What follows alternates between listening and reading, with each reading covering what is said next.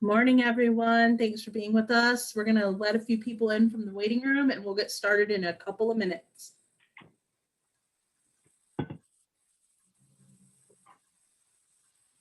If y'all want to chat in the chat box and let us know where you're coming in from today, and if you have any questions for our panelists.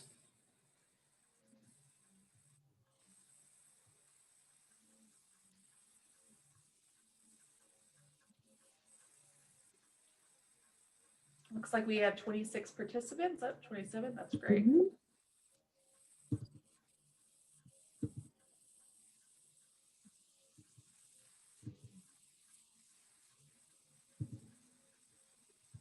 All right. Good morning from Beaumont. And we are going to be using the allow to talk feature. So as we get into our content today, if you want to raise your hand and share with us, that would be awesome. Oh, there is a good morning from Beaumont. Where I'm from.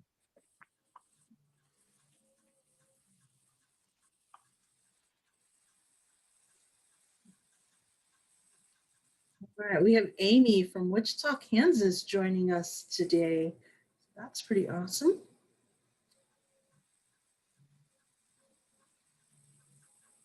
We have another Beaumont. And we have Pamela from Anniston. Bondo. Always so interesting to see who gets on our webinars. We have people from all over.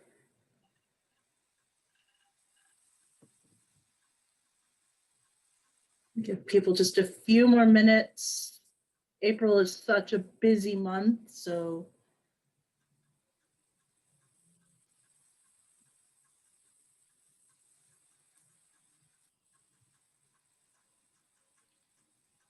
Some legal service providers. Good to see you from Trala. Yeah. Houston.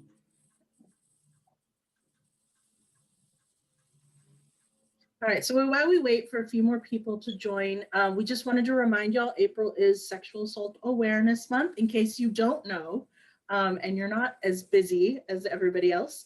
But TAASA has some great resources like our Zoom background, a Facebook profile, and all that stuff. So if you are interested in downloading and using any of those resources, you are able to do that through our website and our Facebook page. So make sure you take advantage of them. They're pretty cool looking. And also we want to give a reminder about our conference is coming up at the end of July, and we will be opening registration sometime this month. So be on the lookout for that.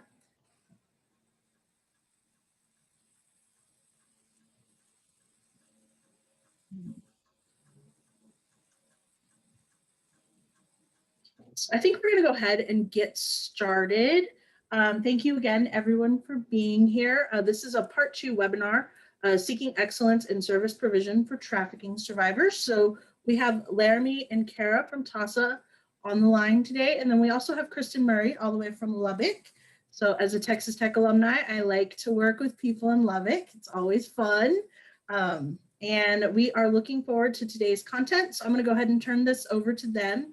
We are recording today's webinar. It is available, or it's going to be available on our YouTube channel. Part 1 is already up. So if you want to check that out, please let us know. We just wanted to give a reminder that we're not giving CEUs at this time for any views on our YouTube page after the event or during our event at this moment. So if you're in need of training or anything else, please get a hold of me. My email is cgarcia@taasa.org. All right. I'll let y'all have the floor. Thank you so much, Crystal, and thank you all so much for joining us. My name is Laramie Gorbett, and I'm a human trafficking specialist with TAASA. I've been here for a little over 5 years, and I come from a direct service background of working with survivors of domestic violence, sexual assault, and trafficking. Had the opportunity to work with trafficking survivors and refugees in Africa and Southeast Asia, and then also work with domestic survivors across Texas. had the opportunity to collaborate with law enforcement as a law enforcement liaison and victim advocate, and as a victims counselor at the Travis County Sheriff's Office. This training today is a follow-up, like Crystal said, of a previous webinar in October, and we hope to have a third installment in a few months too. So thank you so much. Carrie, you want to go on to the next slide? We are lucky to be able to work with TAASA, and as you know, many of you are stakeholders, or rape crisis centers, domestic violence shelters, and dual agencies all across the state of Texas, and we're happy to have those of you from out of state join us as well. And our job is to train, to advocate for survivors. We're lucky to work on the policy team that goes to the is involved in each legislative session trying to advocate for survivors, and also those of you doing the direct service work at our centers and shelters. Today, we're going to give a really quick recap of some of the information from the previous webinar, because it is so important for us to realize the intersection of domestic violence, sexual assault, and trafficking. We're going to talk briefly about some of the vulnerabilities and indicators that you can look for when you serve your clients. We're also going to talk about something new, something that we have been discussing with our team and some of our human trafficking survivor leaders, called the survivor psychology in developing a philosophy of care, specifically for serving trafficking survivors at your agencies. Kara is going to talk more about what CSA advocacy is, and more about care coordination, and what does that mean for your organization. And then we're going to have an opportunity to learn from Kristen and the great work that her organization does in Lubbock, and what it means for Rape Crisis Center to take up the reins and to participate in CSA advocacy. Then we're going to open it up for questions. All right. And you can't talk about human trafficking without talking about the intersections of gender-based violence. Human trafficking is rooted in violence. It's rooted in violence and oppression and exploitation, and it's treating a human being, an individual, like a commodity to be bought and sold. But it's really important for us to realize that most trafficking survivors have a relationship with the person that's hurting them, whether that is an intimate partner relationship, as in a boyfriend, girlfriend, husband, wife, or a family member. And we also have to realize that sexual violence is a tool that's being used by the trafficker.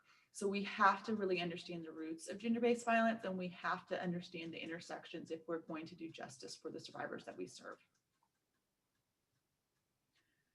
We know that traffickers exploit the effects of trauma that survivors have experienced earlier on in their lives, whether that was growing up as a child in abusive homes, whether that was experiencing teen dating violence, or being in other abusive relationships. We know that traffickers and abusers use sexual violence as a tool. We also know that traffickers and abusers and perpetrators of sexual assault, they look for that vulnerability, and they know how to exploit it. And we know that even though anybody can be a victim of violence and anybody can experience exploitation and trafficking, we know that traffickers and abusers look for more marginalized populations, and we know that there are particular vulnerabilities to exploitation and increased barriers to receiving service. And that includes various groups of people, including immigrants, ethnic and racial minorities, people experiencing homelessness or poverty, LGBTQ+, and people with mental and physical disabilities. So we opened this question up the last time that we talked. Are the needs of trafficking survivors the same as domestic violence and sexual assault survivors? And this is when I actually want us to have just a little bit of a conversation about what it is that you're seeing in your work in the field. So like Crystal said, if you would like to raise your hand, she can unmute you, and we can have just a brief conversation about this, because I think it's really important for us to talk to you all and hear from you all about what y'all are hearing in the field. So in general, do you think that trafficking survivors have the same needs as domestic violence and sexual assault survivors?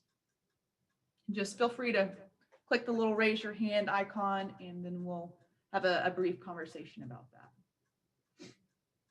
I know trainings are much better in person, but we adapt. We adapt, and it's still the time of COVID. And so we are lucky to have this webinar option. I'll start it, Laramie. Thanks, Kristen. Maybe people will talk after that. I think they're very similar. And I think the basic needs are the same because all of our basic needs are the same, but I think they probably require longer care and more intensive care than what our average victim, if we have an average victim, we all know all of our cases are hard, but some of them are certainly harder than others. But I think trafficking survivors peak the top of that list just because of the struggles and the amount of time that they've dealt with those struggles. So I think the needs are the same. I think how we approach it is different, and I think it certainly takes longer. Right, absolutely. Thank you, Kristen. And what about commercially exploited youth? So we talk about youth, young people, kids, teens, who are being exploited either through survival sex or commercial sexual exploitation, where people are paying to sexually assault them. Do we frequently find those kids in and out of CPS custody, Department of Family Protective Service custody, even our juvenile justice systems? And is your organization doing outreach specifically to those communities? Do you have specialized programs that are addressed to meet the needs of youth that are in the system that are vulnerable to exploitation or already have been trafficked or abused? We know that there are many overlapping dynamics in child abuse and domestic violence and sexual assault. Most commonly, force, fraud, and coercion used through power and control, and all the different power and control dynamics that an abuser uses, all the reasons why somebody does not leave an abusive relationship, all of those factors are still there in trafficking, but now money's involved. And so not only does that abuser / trafficker not want to lose control over the person that they're hurting and they're exploiting, they don't want to lose the money or the income or have the potential to go to jail and lose that loss of income. So that's really important for us to realize that there are those overlapping and intersecting dynamics. So one of the biggest differences in my experience is that most survivors of trafficking do not self-identify. And this can create a number of barriers to receiving services and receiving help. And one of those, that first barrier can be when they call a crisis hotline, because I know that many of our agencies have a excellent crisis hotline, advocates, volunteers, staff who are trained to ask specific questions, and they need specific responses in order to make sure that those coming to them for safety have access to the limited resources that they have.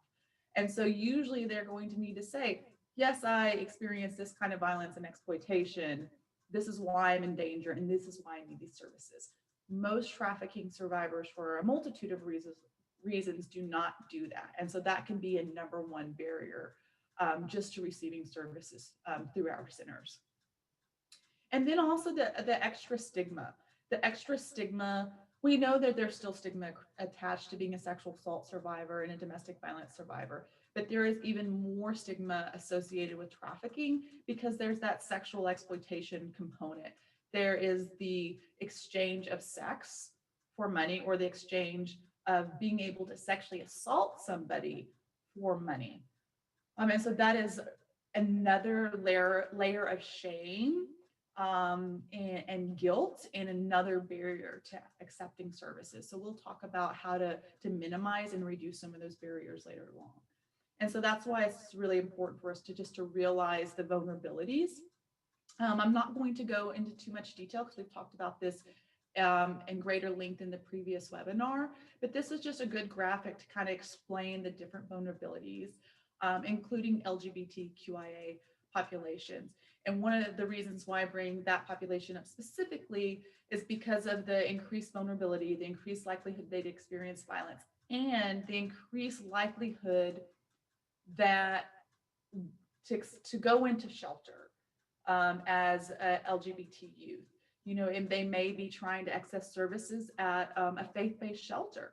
That could create another barrier, another place where they feel rejected or not accepted, or a place where they don't feel safe being themselves. So that's just another population that we really need to be mindful, not only in reducing those barriers and creating those welcoming spaces, but also making sure that we're doing outreach specifically to these more at-risk communities, and also making sure that our services are welcoming and meet the more complex needs of these different vulnerable groups of people. Carrie, you want to talk about some of these indicators? Sure. So we've gone through these indicators in that first presentation, but I just want to set the tone as you start to think about the clients in your that you see in your organization that come through your doors, that maybe you didn't know were trafficking victims. Start to think about these indicators in the context of those clients that you know. And then also as you start to imagine a higher degree of screening or human trafficking services that you might offer, these indicators may come into play. So I want to be mindful that whenever you're considering a trafficking indicator, it's important to take the whole comprehensive look at an individual's situation. So one indicator alone is not enough to say, oh, this person's being trafficked. But some of the things you might see are inconsistencies in reporting where a person lives, or not knowing where they are, not being permitted to speak freely, or maybe someone is present and is always kind of has to be in the room. Having mental health concerns. We see mental health concerns across all populations, but mental health concerns like PTSD and anxiety, depression, self-destructive behavior in context of some of these other indicators could really show that there's a potential for trafficking.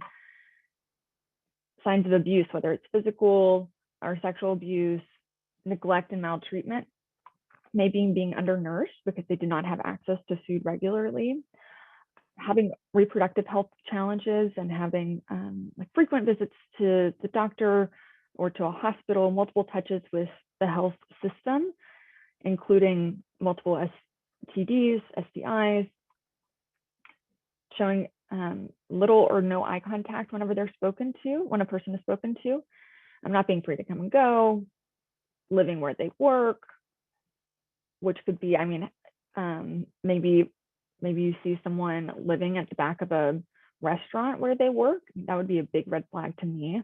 That's just one example, but no access to passport, visa, or other documents that are important, driver's license, immigration documents, and then having multiple cell phones. Oops, excuse me. There we go.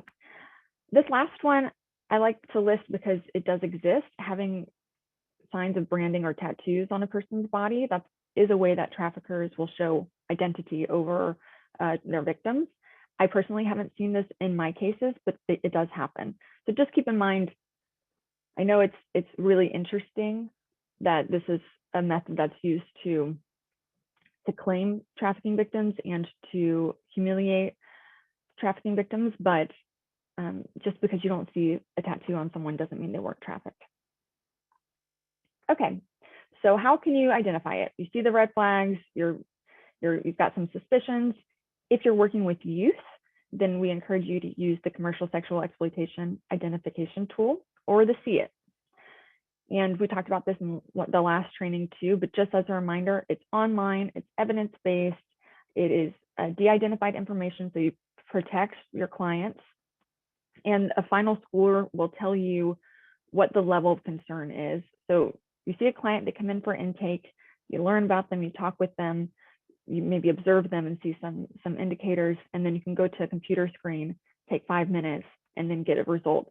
And if you land in clear concern, doesn't necessarily mean they are being trafficked, but it could mean that they are at high risk of being trafficked, very vulnerable. So we will provide these slides afterwards, and this is linked here where you can click to learn more. Then for adults, Out of the Shadows, Tool for Identification of Victims of Human Trafficking. It's by the Vera Institute. It's a validated screening tool. It screens for sex and labor, and readily accessible online. Or for more information, click there. All right. Oh, you're muted, Laramie. I will unmute myself. So this next section is a relatively new topic when it comes to working directly with trafficking survivors. And this section of our training kind of came as Kara and a good friend and colleague and survivor leader, Brooke Axtell, we had this conversation about how are we best equipping our stakeholders to serve trafficking survivors. And we are, working on this project, and we are, looking at resources to put together a human trafficking guide, resource manual for our stakeholders. And so one of the very first things that we talked about, and Brooke really eloquently, in the way that Brooke Axtell eloquently conveys these really complex ideas, is the survivor psychology and philosophy of care. And the philosophy of care being a mentality. A philosophy of care being a mentality that service providers, that our stakeholders, rape crisis centers, domestic violence shelters, those of you that are doing the frontline work, have to embody a sense of empowerment. And we'll talk more about that philosophy of care. And then also the survivor psychology, and going a little bit more in depth through what a survivor experiences and how that changes their behavior, including their behavior that may be seen or construed as difficult, when providing services. So we're going to talk a little bit more about that in this next session. So like I said, this philosophy of care, it is an empowerment mentality.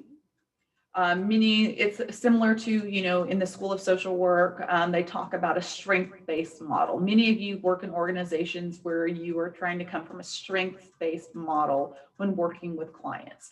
So this is comparable to that.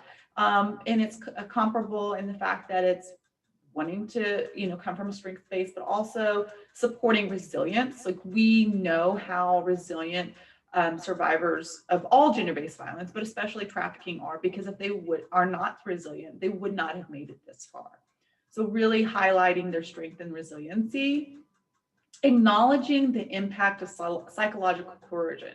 And what that means is that knowing the kind of psychological coercion and trauma that they've experienced changes the way they interact with humans on a day-to-day basis, especially people who are in positions of power, who are wanting to set rules and guidelines for behavior. And so, a lot of us working direct services, we're coming from a good place where we have big hearts. That's why we do this work. But sometimes, it could come across as us being authoritative or saying, these are the rules, these are the things, and this is how we're going to help you, but without acknowledging the fact that there have been other people in positions of power, like their abusers, like their traffickers, that it says, this is what you're going to do, this is how you're going to do it, and if you don't do it, these are going to be the consequences. And so really understanding the complexities of that and trying to change the way we do things. Allow for them to have their own narrative.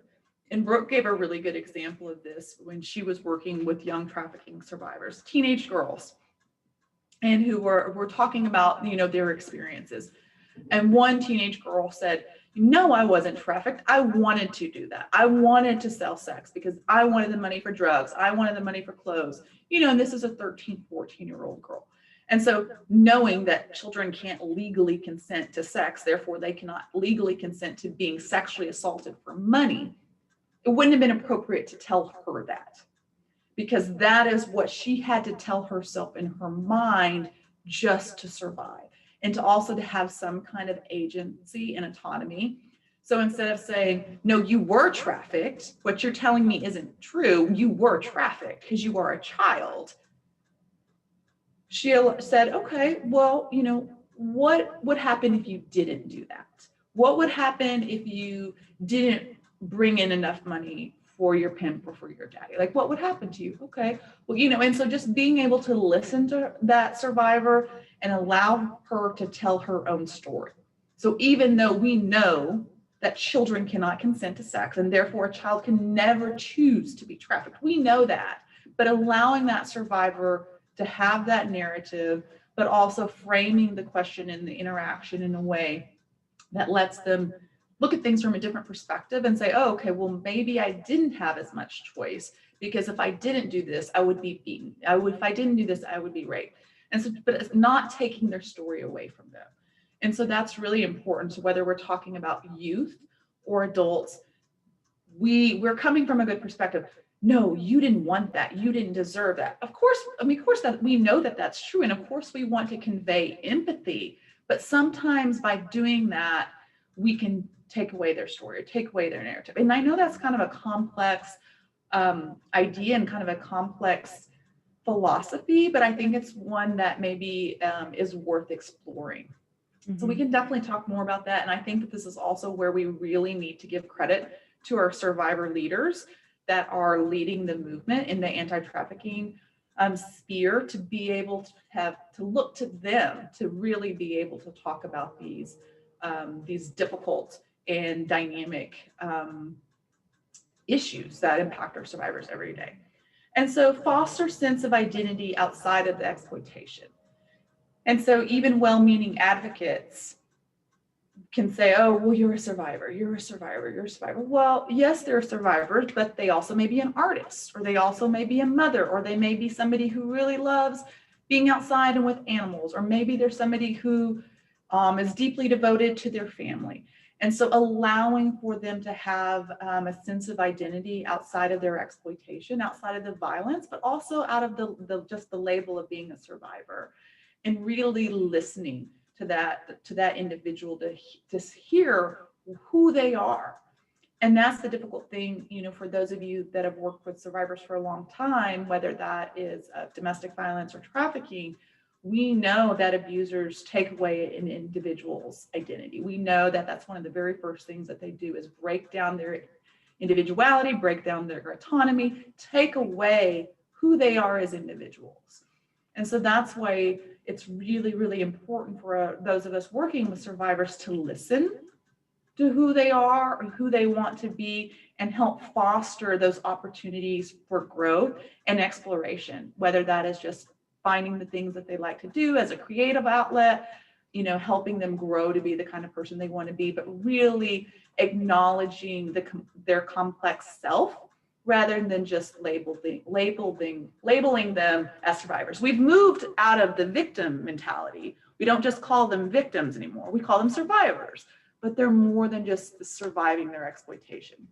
And like I said, these are kind of some more abstract and kind of complex thoughts and philosophies, but I think it's just the very beginning of these conversations. And as I mentioned, to really have a poignant conversation around these topics, we really need to look to our survivor leaders in the field, because not only do they have the lived experience, they also have the professional experience of many years of working with survivors in other professional capacities. Karen? So we know, many of you have gone through many different conferences, many different webinars on trauma, how trauma affects the body, the brain, the behavior. We know that. We're talking about how we want to be trauma informed. Well, now we're moving past trauma informed to being trauma responsive. So having the knowledge of how trauma affects the body, the brain, and people's behavior, and changing the way we do things, from our intake policies to our shelter admittance policies, to whether or not we're going to kick somebody out because they came in late, or because they missed 2 case management appointments already. So it's not good enough to just understand trauma. We have to be able to understand it, how it impacts the survivors that we work with, and how to change the way we do things to be supportive of those survivors and to be able to lower those barriers to service provision. Mm-hmm. We know that complex trauma, we know that being abused, experiencing sexual assault and trafficking changes people's ability to trust and to form relationships, but especially when it comes to people who are in positions of power. And many advocates may not feel like they're in a position of power, but they are, because they're the ones who can say, yes, you're eligible for services. No, you're not eligible for service. Yes, we have a bed for you. No, we don't. Yes, we have a counselor for you. And so it's really important for us to realize how deeply impactful that trauma is and how it alters those abilities to form relationships. Fight, flight, and freeze. We know this. We've sat through the webinars, we've gone to the conferences, but we have to realize how that actually impacts people when they are living their day-to-day lives at our shelters, at our agencies. Kara and I recently had an opportunity to go through TBRI training, which she'll talk a little bit more about. But one of the really important concepts that they discussed was felt safety versus like physical safety. We can have the best, most trauma-informed center where you could have trafficking shelters, trafficking survivors staying in the most bucolic cottages with equine therapy and, the most lavish, couches and beds and great art and be in the most beautiful setting and have the best safety, security in place, etc. And a trafficking survivor may not feel safe. That survival mode may kick in and they can look around and feel like that beautiful little cottage could feel like a prison. And so it's really important, just because we think everything is safe and we worked really hard to make a welcoming environment, that does not mean that trafficking survivor feels safe. And so Kara's going to talk a little bit more about those principles, but it's really important for us to realize that the maladaptive coping skills, the substance abuse, the self-medication, sometimes the self-harm, the physical aggression, the violence, the constant running, those things that we all consider maladaptive, not healthy, not helpful, have been the things that kept these young women, these young men alive. And so, although they may not be functional in this new environment that we perceive as safe, we're perceived as safe people, their trauma brain doesn't just turn off like that. So it's really, really important for us to realize that these things that we see as difficult or problematic or, things why we wouldn't want them in our shelters or in our services are actually the behaviors and the traits that have kept them alive to this point through the extreme violence and trauma that they've experienced. Kara? Thank you, Laramie. Right, so you will encounter, or are encountering, I should say, likely encountering survivors with complex behavioral responses too out of their trauma. So maybe some of the things that you see are acting out, or a lot of dysregulation, a lot of ups and downs, highs, lows, aggression, disengagement, hoarding, running. And what I want to point out about these behaviors that you see is behind every behavior, there's a need. And that's something that TBRI training taught me. So I'm not a practitioner by any means, but was very inspired by that training. So instead of looking at the behavior and its negative implications, look at the need behind it. So say you have someone at your center who is hoarding food or hoarding shoes or things from a resource closet. Wouldn't it be likely that that individual has had limited access to those things in the past, right? Or what if you have a survivor that is doing fine most of the time, and then whenever there's something changes in the routine, or they're not able to meet with you or not able to meet with their counselor, then they become very aggressive. And for me, that need behind that aggression is probably connected to not being able to get attention from caregivers and protective caregivers unless that individual acted out in youth, unless they became aggressive or got in fights. That's what brought the attention that they so desperately needed. So thinking about the need behind the behaviors. And TBRI has 4 kind of underlying things that they recommend you do. So stay calm, see the need, meet the need, and then don't quit, try again. And repeating that pattern over and over again builds in redundancy and consistency that then your clients can come to expect from you. So you want to prioritize your client's physical and emotional safety, that's the emotional safety being that felt safety. Also address physiological needs.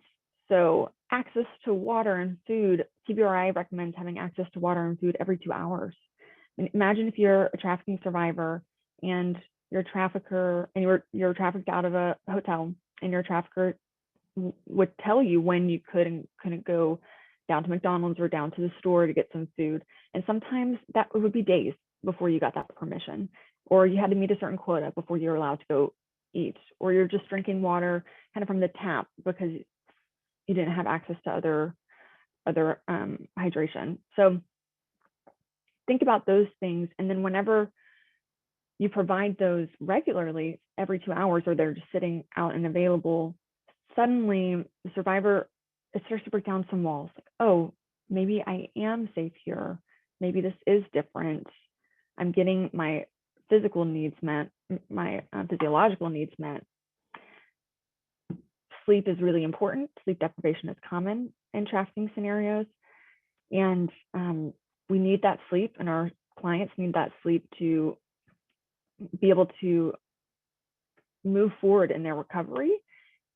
And so think about the sleeping environment. If you are a center that has a shelter and you're working with a survivor that comes in, and think about that individual person and their experience or what you know of it, and perhaps put them in a private room if you have one available, because they're not going to feel safe or be able to sleep before they know other people at the center. You know what I mean? And then instilling consistent routines and rituals. Consistency, this is something that was learned in scenarios with children at the Karen Parvis Institute early on, young children, but having consistent routines, like we go to bed at this time, we do this handshake at this time, we always meet on Tuesdays at 2, and we start by like playing a song, whatever it is. Building consistent routines and rituals starts to recreate a sense of normalcy for survivors. You can do sensory management things, weighted blankets, having fidgets that you play with. I have them all over my space. Providing choice. I mean, if you've been deprived of choice for a really long time, imagine how hard it is to then make a choice, not feeling like maybe you have permission to make a choice. So providing two options can be a really great way to help a survivor when they're overwhelmed. And then having an open door policy, just like Laramie said, say you usually have 3 missed counseling appointments cut off. For trafficking survivors or survivors of complex trauma, I want to do it.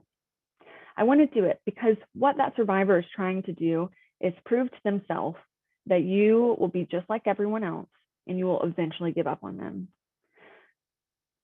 So make it different. Open door policy. What you say whenever they come for that appointment finally, or you continue to reach out. I am so glad to see you. I'm so glad that you're safe. Let's go.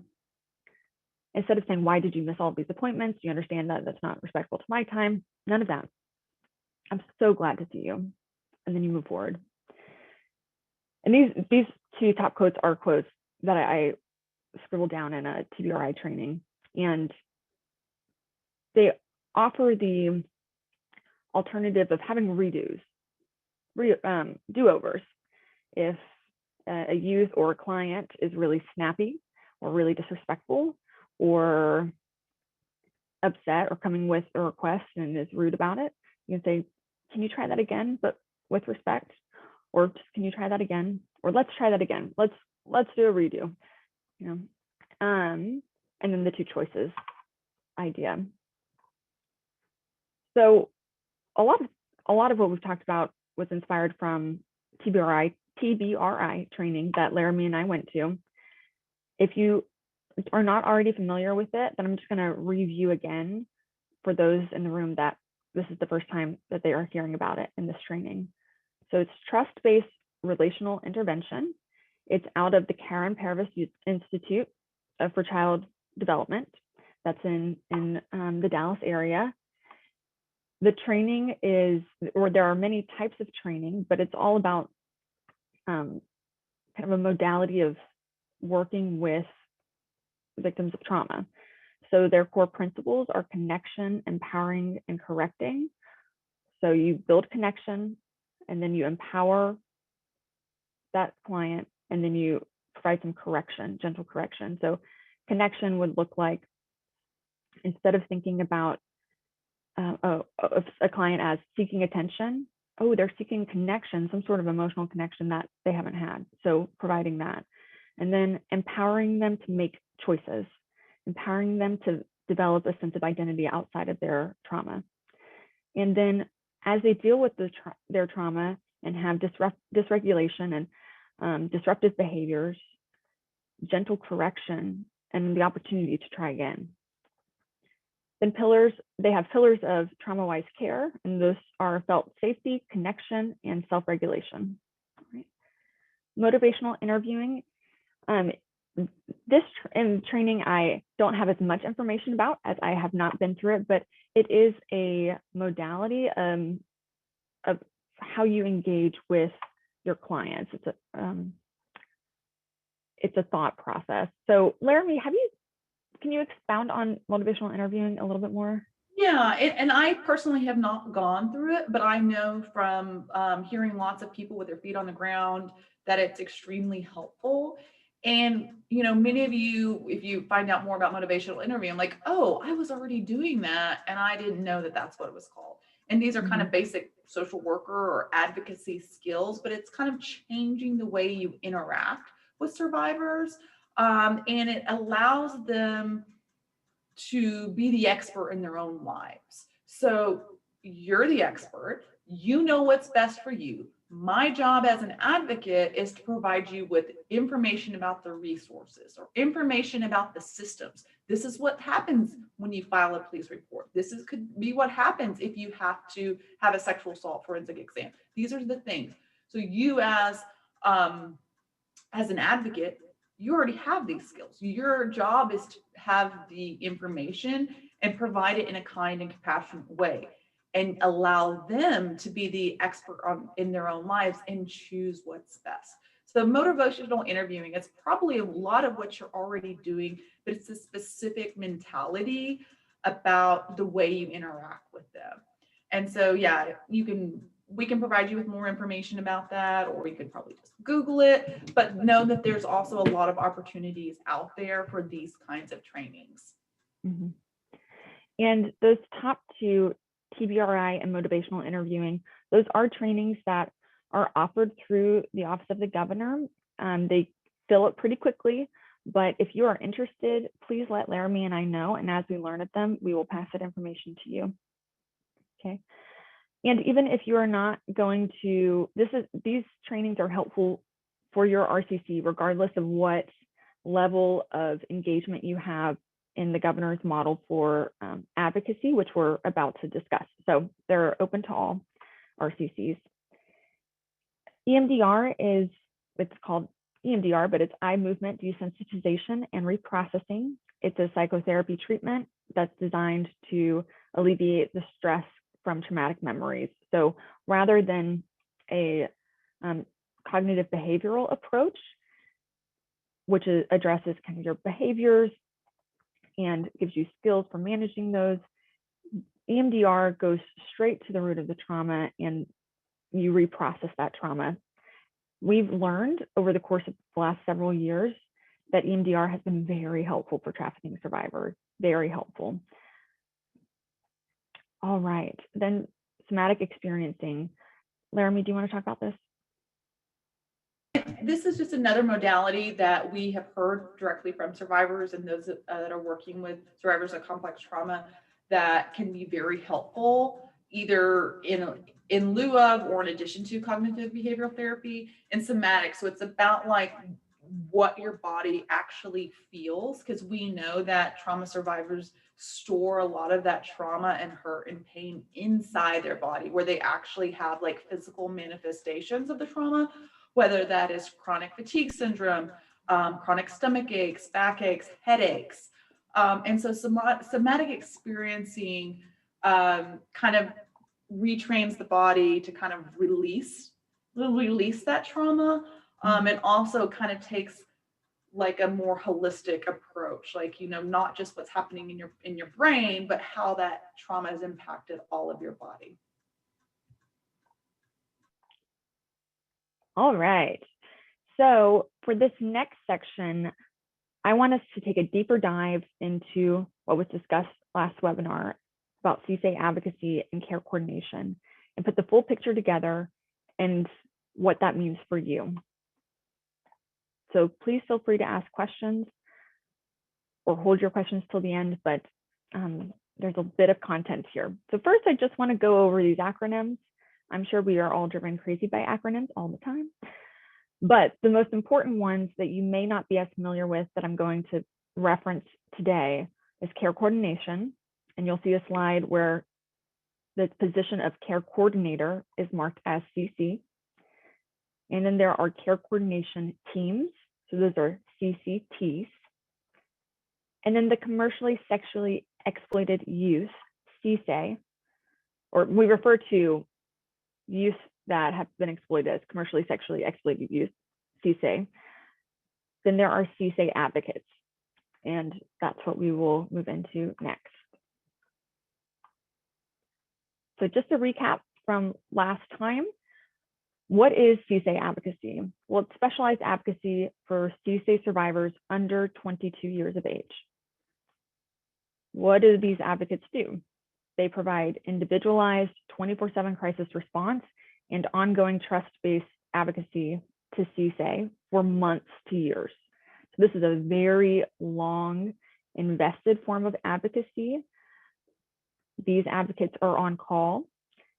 The clients that these advocates serve must be able to reach an advocate at any time, day or night. So that means there must be one or two advocates on call, or one or at least two. It would be recommended to have two advocates or at least two people that can cover those lines. And these advocates provide services as requested by law enforcement and other partners in the community. So hospital accompaniment when called upon by law enforcement, in the judicial court accompaniment. In some areas, the Children's Advocacy Centers, or CACs, also allow CSA advocates to come to property to just sit in the waiting room during a youth's forensic interview. And that's not the same as the sexual assault exam, but where they're just being asked. An interview is being conducted in a safe space.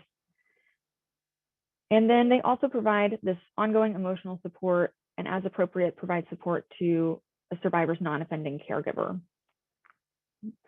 Who does it? So nonprofit organizations provide CSA advocacy. Some are standalone nonprofits that were explicitly built to do this, or have taken this on as their primary function. In my hometown community of Beaumont, hey guys, Harvest House does CSA advocacy, and that's their primary role within the group of partners. They also do some education and other things, but they're a standalone nonprofit. Then you also have nonprofits that have large existing multi-programs operating and have been around for many years, and have decided, well, we're going to put special money to this project and build it out and have new staff or additional staff to do it. So it's another tier of one of their programs. And then we do have rape crisis centers that provide CSA advocacy, which is why we're hearing from Kristen today. But there are rape crisis centers that have chosen to take on CSA advocacy. And this is not their traditional form, not the traditional form of advocacy or hospital accompaniment. Okay.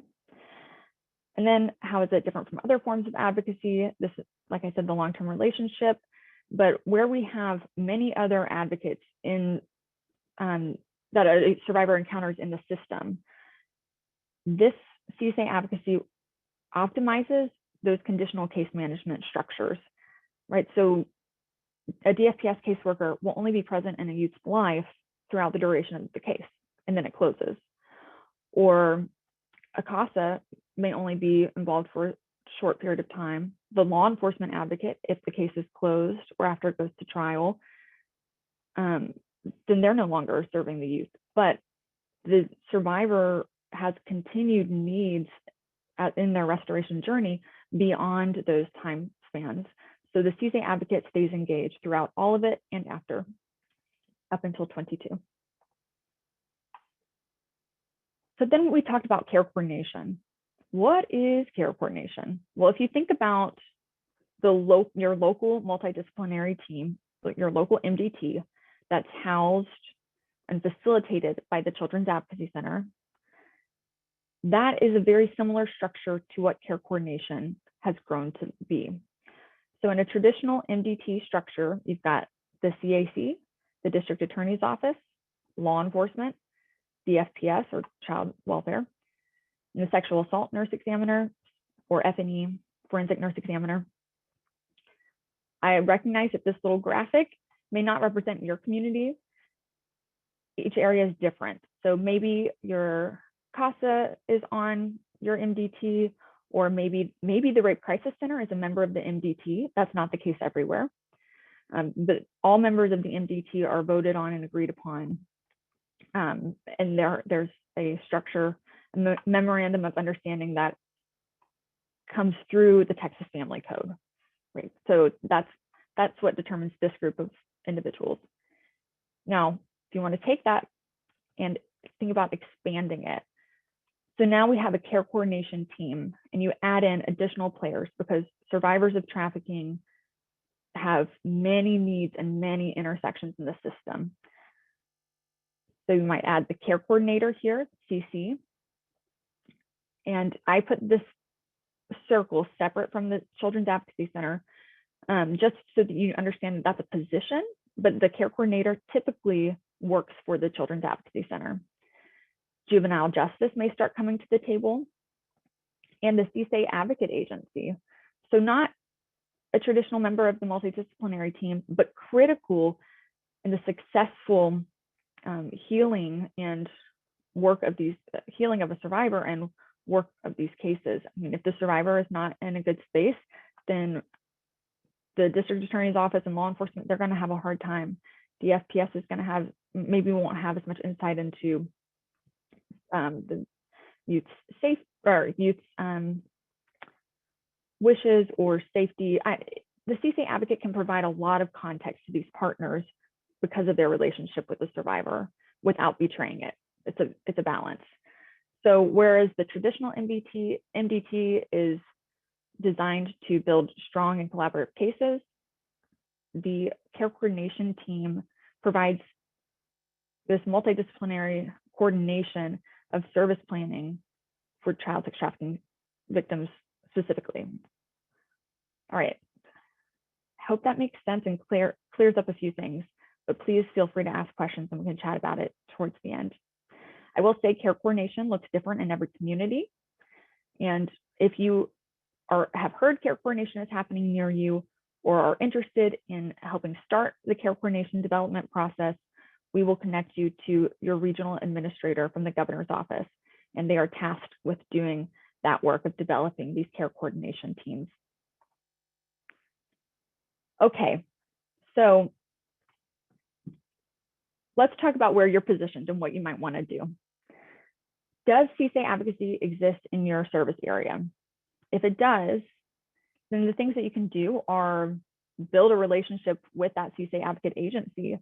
You guys want to be going to lunch, sharing training information, collaborating, because even though you may encounter that CSA advocate agency at the hospital whenever one of your programs, the sexual assault accompaniment, is responding, We want to break down this idea that there is territorial rights to providing services to survivor. It's never a bad thing to have too many people supporting someone. Now, we want to make sure that our rape crisis center sexual assault advocates are able to do their job, and then also make that same space for the CSA advocates. So building a relationship with one another is only going to help the process and help the survivor and your mutual clients. You can also evaluate internal programs at your own agency and consider ways that you might want to expand them. So CSA advocates only serve 22 and under, but if your center serves greater than that, you may be in a great position to expand your advocacy services to serve adults. Or take something like your follow-up time frame that you use. Maybe you follow up for 2 months after a sexual assault exam. Maybe expand that if you believe you're working with the trafficking survivor to 6 months. And that is a way that you can start incorporating some additional programming and services to trafficking survivors without overtaxing your resources until you're ready to do something more formal, a bigger program change. So another thing that happens sometimes, or could happen, is if a CSA advocate agency is already operating in your area, but the caseload has exploded and there's a high demand for advocates, some communities have 2 CSA advocate agencies. So you could have a discussion with the governor's office regional administrator and say, hey, we recognize, we want you to know that if there's sufficient demand, we would be willing to develop CSA advocacy and function as a second advocate agency. And then you would go through the process of getting community endorsement from all of the, because they would have to say, yes, we will use you as CSA advocates as well.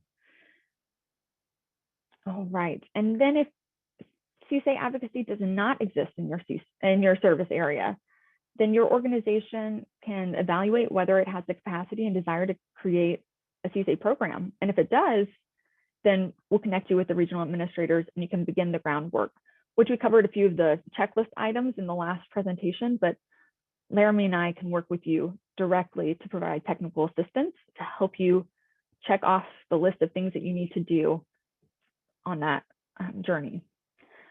Maybe there's no advocate agency, CSA advocate agency in your area, and your organization just doesn't have capacity to do any more than what it currently has. Then you can look at small ways, as I mentioned earlier, to expand your services.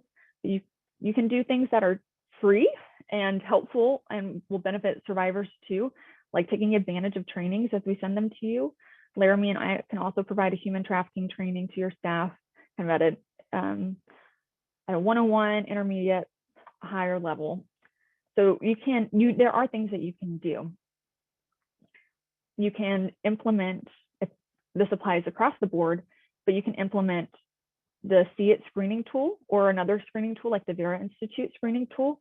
Those would be excellent ways to start identifying trafficking survivors, because you may be sitting here thinking, wow, okay, this seems like a lot of work, but do we even have trafficking survivors that we need to be worried about all of this?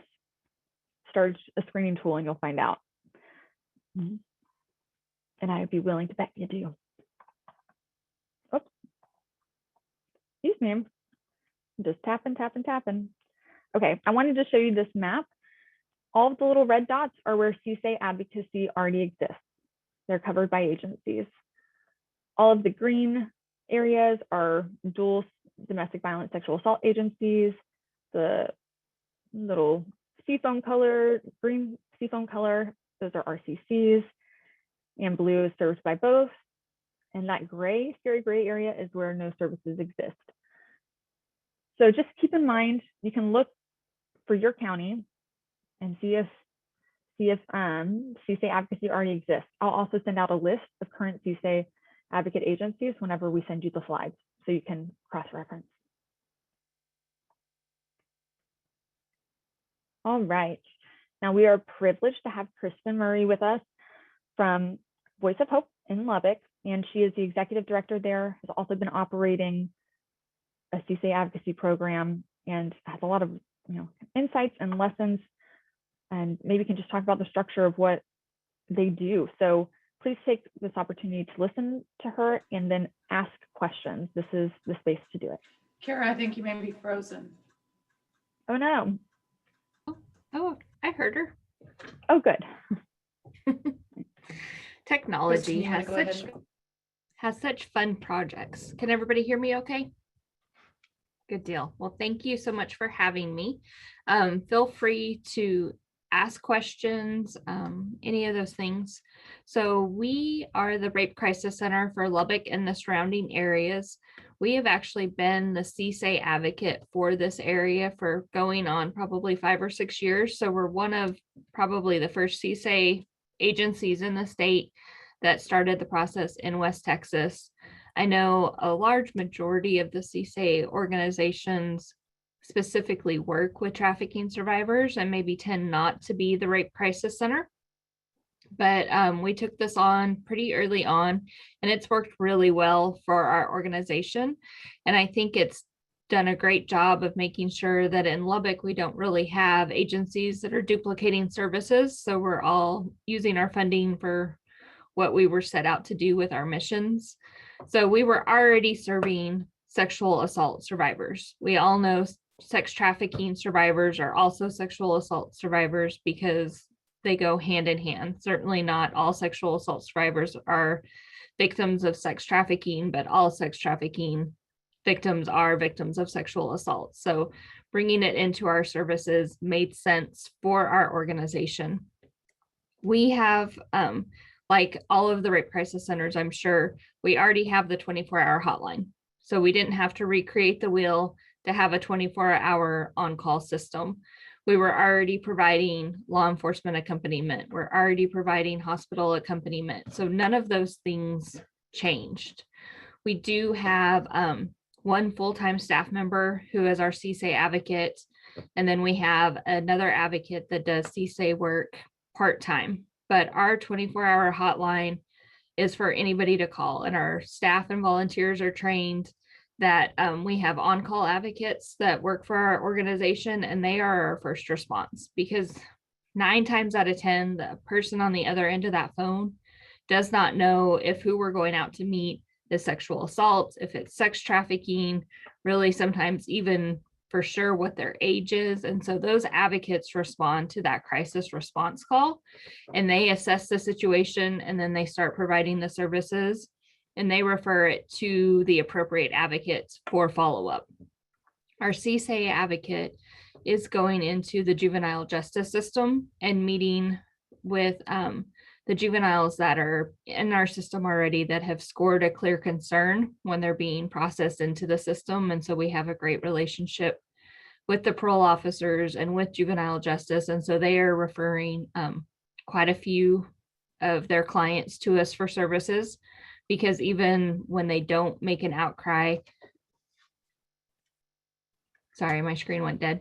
When they don't make an outcry, there are still signs that either show that this is happening and they're just not telling us, or that they're at a high risk of this happening. And so we want to make sure that we come along with those kids and we build their relationship. And I love that they talked about TBRI. We are fully vested in TBRI. We have 2 practitioners on staff. I am one of them. I have drank the Kool-Aid, fully believe in it. Love what it has done for the services that we provide, and just our understanding of, we've always provided great services and knew that we needed to build the relationship. But I think sometimes we would even get into that mindset of, well, we're trying to help you. Why aren't you taking the help? Or why are you reacting this way? Even though we've all heard about fight, flight, or freeze, they just bring it into a more in-depth level where you finally realize, okay, maybe I understand this. My staff, we take it home. I mean, when I was going through the training, my husband was so ready for me to be over that training. I use all of the same things with my son as well. And so, I mean, it just encompasses every aspect of your life. We use it with our staff trainings, how we treat our staff, how we treat each other, how we train our volunteers. I mean, it really just becomes a part of who you are. And I think it becomes such an incredible part of who you are. So big fan of TBRI. The CSA advocate also is getting DFPS referrals. And so if they have under 17 in their custody that is meeting a clear concern on the CITs, their agents are referring to the care coordination, and we are a part of that care coordination team that is up and running in Lubbock and is referring out for CSA services as well. So we can take referrals from schools, we can take referrals from families, we can take referrals really from anybody. I think another great reason that it fits well for a rape crisis center is because we don't have the age constraint. So we aren't just a CSA agency. So at 22, they don't age out of my system. They can continue to see our counselors. They can continue to see an advocate here. We have a sex trafficking advocate that specializes in adults. So she's really 18 and up. And if they're already in the CSA program, then they maybe transition to her when there's 22. I would say with the CSA program and something that we've learned kind of across the state, a lot of people started with just one advocate. And that was really hard because these kids are building relationships and there is a level of trust. And then if something happens to that advocate and that advocate leaves, that trust is broken. And so you've got to be really careful that they are not the only one that's building that relationship. And so while they might be quote unquote the only CSA, they are encouraging us to make sure that they know we have a hotline. They can call anybody 24 hours a day. Even if they can't get a hold of my CSA advocate, they can get a hold of somebody in our organization 24 hours a day. If that CSA advocate leaves, yes, we're going to have to regroup and do some things, but there are other people here that they know and that they're comfortable with. So if that happens, because burnout is a very real thing in our field, and life changes, people move, things happen. And so we just need to make sure that they're familiar with more than one person within our organization has been a really big, I think, lesson learned in this first 5 or 6 years of CSA advocacy across the state. But I'm a big proponent of CSA advocacy fitting really well in our rape crisis centers because we're already doing the work. And so I know when you look at the packet that they'll send you and the protocols and all of the different things, it's overwhelming. They really are there to help you with that. I will say the hardest part for us was probably the DFPS MOU because it was very specific and very intense. And we're an agency that's been around for 46 years. So maybe we hadn't looked at our policies and procedures as frequently as we should have, or updated some of those forms, but they really walked through that process with us. They sent us other organizations, files for consent forms and different things to kind of give us a starting ground of what they were looking for. And so they were very, very helpful. It took us a while and it was a little bit of work, but it's not something that you can't do. There were a lot of resources along the way. But I would be happy to answer any questions.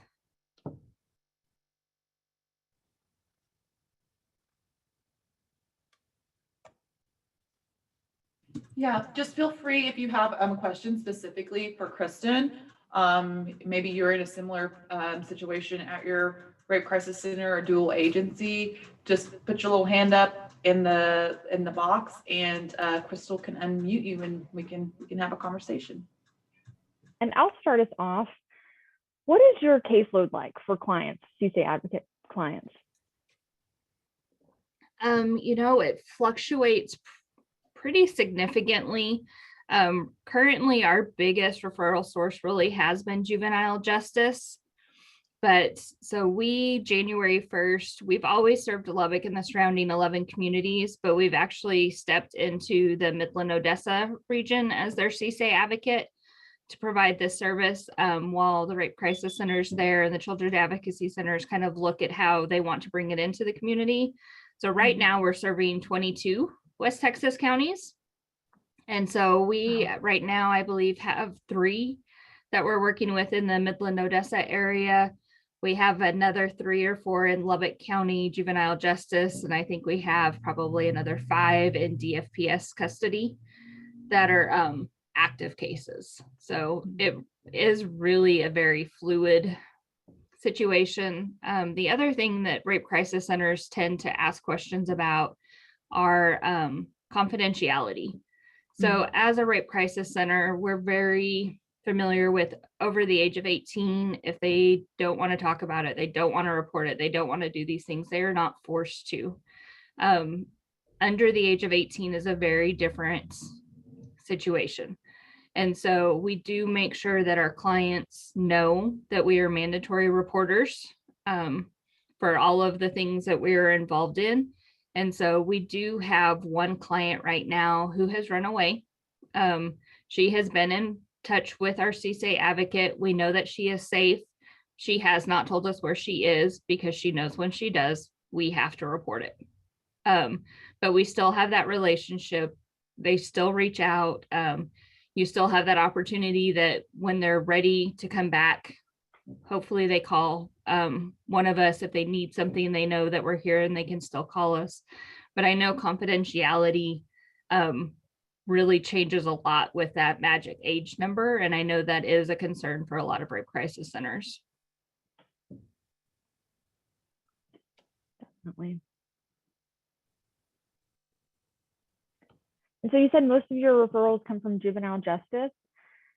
How often do you guys see active recoveries by law enforcement, like sting operations that you would then respond to or after? We haven't seen a whole lot of stings that have recovered juveniles. We've been a part of a couple, I guess there was one a couple months ago that recovered a 19-year-old. So it still falls within the CSA guidelines. And that was actually spearheaded by TABC. And so there are a lot of different alphabets, I call them my alphabet soup, involved in this process, whether it be Homeland Security, TABC, local precincts. All of our local agencies come together under our TAG affiliation and our Metro Crime Unit. And so there's a lot of different people involved. And so sometimes making sure that all of them have the correct information is a challenge. But we had a great recovery with TABC, and that client is thriving and doing great, and we're super excited about that. But as far as juveniles being recovered, we're having some that are being recovered from other parts of the state and then being brought back to Lubbock because they're from the Lubbock area, but we aren't recovering a whole lot of them in Lubbock right now, if that makes any sense. Definitely. What about the schools? Do you know if any of the school social workers or CIS counselors are using the See It screening tool in the Lubbock area? Don't know that they're using the See It. It has been a conversation. The schools, we've done more training in the schools in the last probably 2 years than we ever have before. They've at least gotten to the point where we get to see and speak with their counselors and their nurses fairly frequently, which is a great demographic to be able to kind of see some of these trends. I talked to Friendship ISD, which is one of our larger districts here in the Lubbock area, just a couple months ago, and had a great 2-3 hour meeting with them where we really talked about it. And we had some elementary counselors come forward and say that they really felt like some of their 5th graders were being groomed by family members. And that's just heartbreaking. We have, I think, 2 12-year-olds right now on our caseload that are confirmed trafficking survivors. And that just is hard to handle. Trafficking cases? The one out of the school district was familial. The 2 that we are working with that are in DFPS custody are a boyfriend pimp situation. Wow. Yeah, thank you so much. So yeah, I mean, you can just see, how important it is to have the rape crisis centers, domestic violence shelters, these stakeholders, at least having the knowledge of the complex needs of trafficking survivors, in addition to the specifics of the CSA advocacy model of the governor's office and also the See It screening tool. Because just like in this brief conversation with Kristen, you see all the different connections that your agencies have to the community. So whether that's law enforcement, including specialized investigations, but also the schools, you know, the medical systems, churches. I mean, your organizations are firmly rooted and are the heart of your communities. And so that's why it's so great to have you all at the table when doing this important work with trafficking survivors. Yeah. Kristen, I had another question. I have actually two more questions, Laramie, that I thought might be good to go through, but can you give kind of like an example of how the care coordinator or the Children's Advocacy Center has worked with you and law enforcement, or you and DFPS, to send a referral your way, and then the role of the care coordinator after that? What do they do? Certainly. So we are fairly new to the care coordination designation. We've actually been a part of MDT for as long as I can remember. So we're probably one of the few rape crisis centers around the state that are actually actively involved in our MDT. We have a great relationship with our CAC, the district attorney's office, all of those great groups. But so last January, we started the process of having a formalized care coordination team, and we signed those documents, I believe, November 1st. So we have officially launched. Our first case was a case that we all tell people can happen, and I don't think they believe that they exist. We had a 14-year-old girl run away. A guy drove from like Michigan to pick her up and took her across state lines. It took 3 or 4 days to find her and to get her back. He had been grooming her online, had reached out through one of those different apps. And so it absolutely, unfortunately, happens in our community, and was actually our first case referred back to care coordination. And so that case actually came to us. Our local law enforcement officer knew it was happening, knew she had been found, and then sent it to our care coordination coordinator, who is the CAC. And then they reached out to us to make sure that we followed up with them and offered them services. And then we kind of made sure that everybody was involved. That particular case, mom and dad were involved. The home was healthy. They had, the things in place. It was one of those things. They were on an app, and this person said they were somebody that they weren't. And so really was a case of a kid being in the wrong place at the wrong time and falling for a person that wasn't who they said they were. Since then, the majority of our cases referred have come from DFPS. And so DFPS sends it to our care coordinator, and then our care coordinator right now actually sends it to me directly, and then I send it to my CSA advocate. So actually, while we've been on this call, I've gotten an email from them and forwarded it to my CSA advocate about a recovery that we've just had. And so it's pretty fluid. Right now, we've kept it kind of at the leadership of the organizations, because it is still very, very new to us. And we're meeting monthly as the leadership to make sure our policies are working, that we don't need to redo anything. So we're kind of building the airplane mid-flight, because it is something new and we know it's going to be kind of fluid and it's going to change. And then we bring the people who are working those cases in on a case-by-case situation. And so we aren't scheduling specific meetings at this point in time. We're just kind of bringing the group together when we have a case and we need to. Yep. Wonderful. Thank you, Kristen. That's something that I wanted the attendees to be able to really walk away with a clear picture of these roles. And the values of both CSA advocates and this care coordination structure. I'll even say, just an example of the strength of the CSA advocate relationship. When I was doing care coordination, when I was a care coordinator in Southeast Texas, I had a call from Houston, from an advocate agency in Houston during Hurricane Harvey, who said, we have a client who's been MIA for several weeks, but she just called her advocate. She didn't call her mom. She didn't call her, DA's office victim service person. She didn't call the shelter that she'd been staying at. once before. She called her CSA advocate and she said, hey, I'm in Beaumont. It's starting to flood. I need help. And then we were able to, just the connection of those two agencies between the CSA advocate and then our care coordination team, be able to call law enforcement out to go look in the area that she was, we understood her to be. So that's the strength of that CSA relationship, and also the strength of the care coordination team.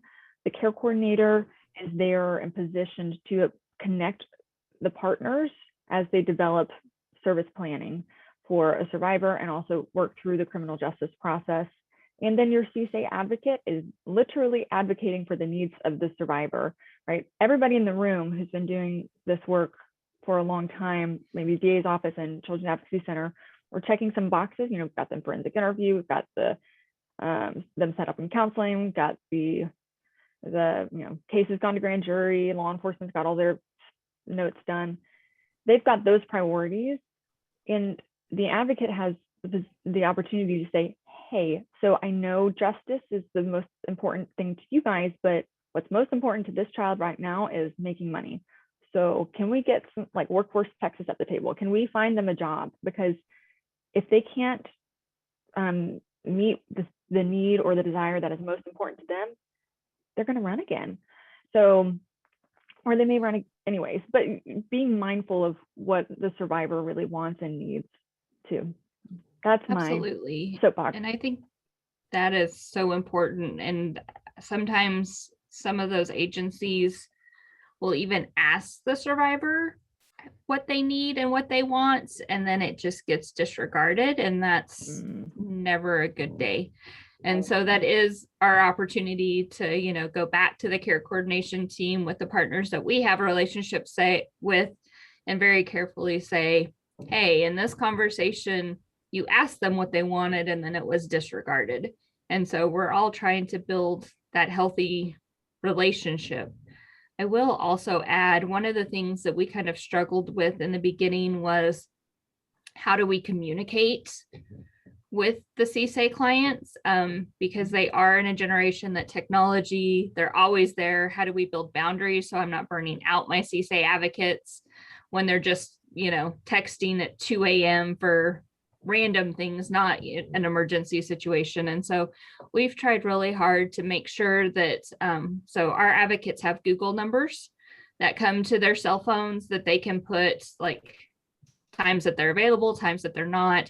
That way they don't have access to personal cell phone information. We have a little bit of control on the situation. That number could be moved to a different person if that person left. Some of those different things. And then we also try to make sure that they know that they can reach us 24 hours a day through that hotline. And even if they've ran and they don't maybe remember our hotline number, if they reach out to the Polaris hotline, Polaris can transfer to our hotline, and they do so in the region. And so just making sure that they have ways to connect without always maybe connecting with that same advocate. Just because if you have a couple of people reaching out to your advocate every night, when they're asleep, that's going to burn your staff out really fast. And so we need to keep our staff healthy and able to do this job for everybody's sake. Absolutely. And that's one of the things that we talk about a lot when we talk about, the capacity to introduce a CSA advocacy model, is making sure your organization has the infrastructure, support, and the resources. So thank you so much, Kristen. I think that was super helpful. I know we are running short on time. I think Kara has a couple more slides on resources that would be helpful. Sure. Right. So these links will be embedded in the PowerPoint that we send out. You all are our stakeholders, so I'm sure you're familiar with our Crisis Center locator, but it's here as well, and our service directory. Children's Advocacy Centers of Texas. If you don't know your local CAC, or you are working with a client that you find actually lives in a different area and they have a child, maybe would need CAC services, you can find a center here.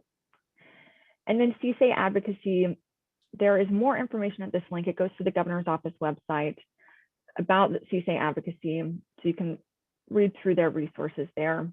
And the See It screening tool, which is that tool that we talked about, is used in youth across the state. Juvenile justice uses it.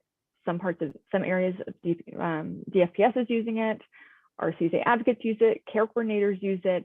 So it's a great tool to be able to start talking the same language. Hey, we have a kid that scored a 17. Okay, great. We need to set them up with someone in 2 weeks or whatever that decision might be, but it's a good tool.